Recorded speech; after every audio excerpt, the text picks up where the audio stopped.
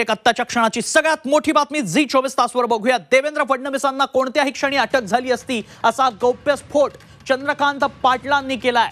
मग या सरकारच्या काळात 33 महिने आम्ही काय भोगलं हे आम्हालाच माहिती असं विधानही चंद्रकांत पाटलांनी केलंय। त्यामुळे त्यांच्या या विधानानं पुन्हा एकदा राजकारण तापणार हे नक्की।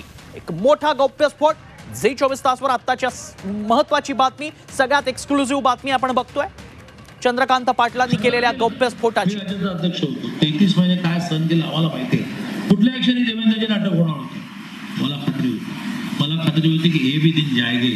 ते गेले दिवस कोणाच्या ध्यानीपणे नसताना एकनाथजी मुख्यमंत्री झाले। त्यामुळे ह्या कामाची चिंता परमेश्वराला आहे। म्हणून दुपारी गाद्या टाकून झोपायचं नाही, काम केल्याशिवाय होणार नाही।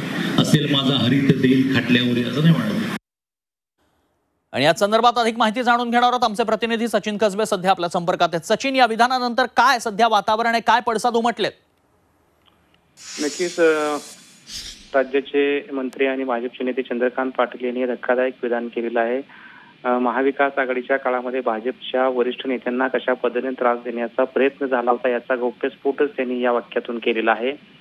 त्यामुळेच एकनाथ शिंदे यांना मुख्यमंत्री करावं लागलं असंही पुढे ते जाऊन म्हणालेत।